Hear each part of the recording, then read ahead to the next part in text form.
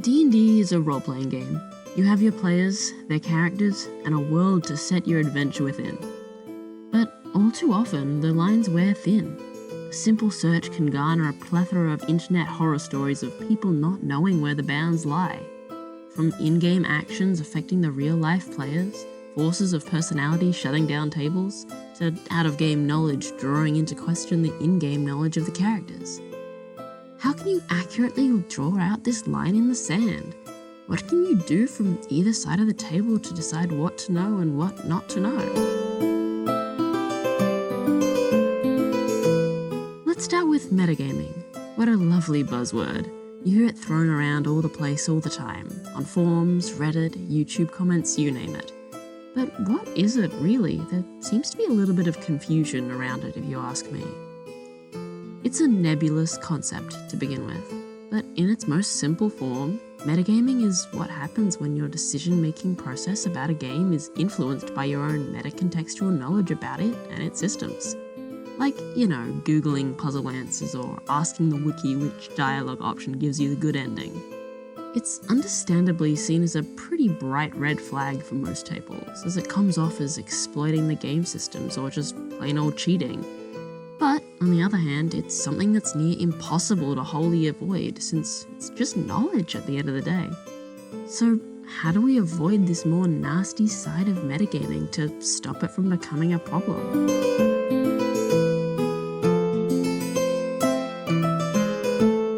The players are the most likely party to get in trouble for being a metagamer. Knowing even a scrap more knowledge than you should at some points can be a sign of metagaming at the most touchy of tables. Of course, don't be looking up stat blocks mid-encounter or trying to game the system with wiki trolling, but there's gonna be a lot more nuance to it in a real situation. So much of D&D is platformed on already published concepts, ideas, and monsters. As you play the game more, you simply will pick up more knowledge about the game, to a degree that can be considered meta. Engaging with D&D communities online or otherwise, watching videos, reading the books, even just talking to your fellow players, is effectively an exchange of information that you wouldn't have had with just in-game experiences. It's impossible to not have some width of knowledge outside of your character. Plenty of things are common sense or fantasy tropes to begin with anyway.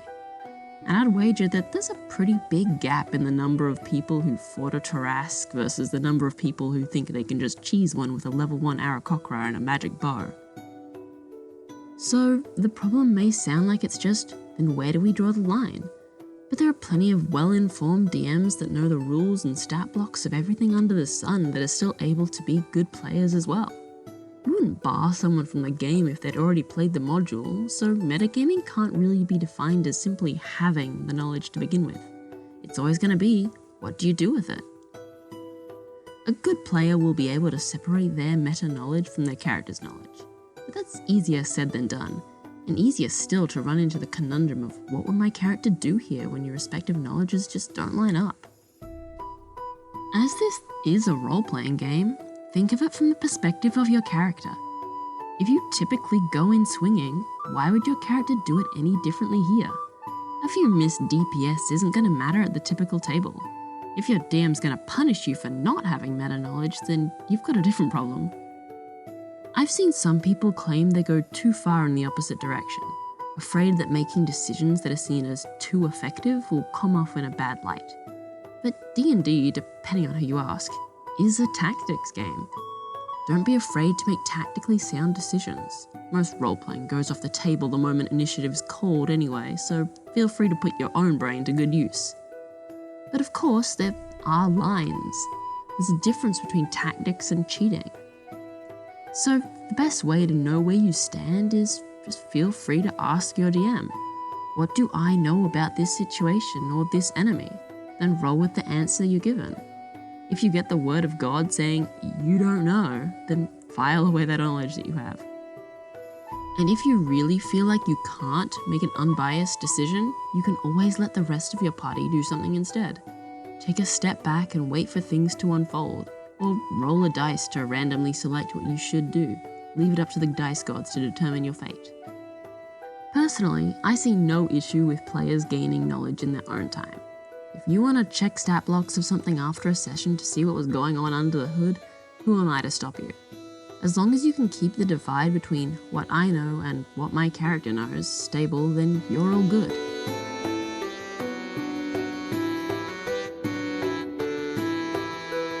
DMs typically have the opposite problem.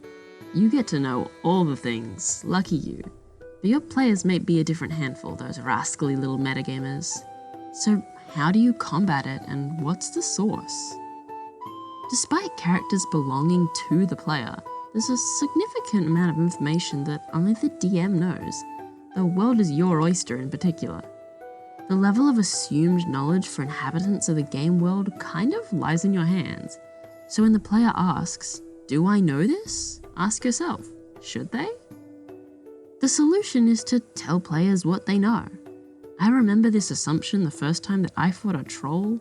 Even though common D&D knowledge states that trolls are weak to fire, I didn't know this at the time. I was a new player, and even if I wasn't, there isn't a troll tax you have to pay once you hit a certain number of D&D hours. The encounter was played with the assumption that players just had that knowledge, and the characters did too, even though it, from personal experience, just wasn't the case. It's impossible to know the exact bounds of where your players' knowledge lies, so at a point, you should just be assuming they know everything to some degree, at least in the sense that you shouldn't be relying on withholding information to make an encounter compelling. Play with the assumption that your stat blocks are in the open, because the more you play, the more you know, just inherently. Players won't stay new and ignorant forever, and once any of them dip their toes into DMing or ever play a druid, you can say goodbye to any sort of secrecy over the rules you've had. If you really want to make an encounter be an unknown thing, if knowing would break your encounter top to toe, you simply have to homebrew it or end up disappointed. Tweak an existing stat block, reskin your monsters, or make them from the ground up. It's the solution with the most work, sure, but it also makes it impossible for your players to take advantage of metagaming. So if that's a problem at your table, you might be having to put some extra work into it. Additionally, sometimes players try metagaming because they feel they lack the needed knowledge. My DM is awesome at combating this issue, and it's done in a way that benefits everyone at the table, from the years of experienced DM to the fresh newcomers. It's pretty simple. She gives us feedback. Hit a fire-resistant creature with fire and she tells us. Flame appears to have little effect compared to your other attacks.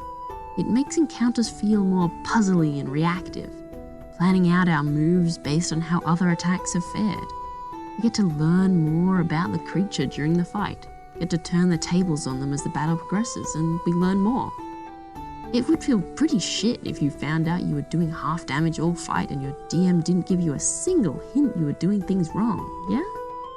Telling players what they know about the creature in the scene is a benefit to everyone. Newer players get to be brought up to speed on what sort of expected knowledge they should have, and more knowledgeable players at risk of metagaming get told the explicit bounds of what their characters do and don't know, instead of having to guess what the appropriate amount of knowledge in the world is. It levels the playing field. It's the equity we've all been talking about.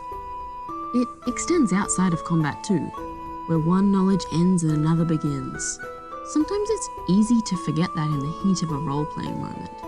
D&D is a game with mechanics and stats. It's the horse we keep beating because it won't stay dead, but don't use your player's real-life personality as a gauge for their character's stats. The absurdly intelligent character shouldn't be held back by their player not having an encyclopedic knowledge about the chosen subject. The eloquently spoken face character shouldn't be punished when their player gets nervous at the table. Unless we want to be setting up indoor parkour courses and punching bags, just don't do this shit. I say this from experience. I absolutely tanked some of my first games by trying to play a charismatic character as a nervous human wreck. My real-life personality leaked way too much on the playing field, and by the time I could pick myself up, my character was already cemented as being timid and shy in the eyes of the other players. It was not great. The reverse is true too. Be aware of the charisma score of your well-spoken players' characters to make sure you aren't giving them an unfair advantage over the others. Of course, this is all nebulous bullshit. It's easy to say, oh, just don't do it and it won't happen. But in reality, reality happens. If someone steps their bounds, tell them, "Oi, caught your metagaming," or "My character isn't like that actually. Here's another undead horse to beat, but communicate with your table and things should go awesome." Just remember to all have fun. See you next time.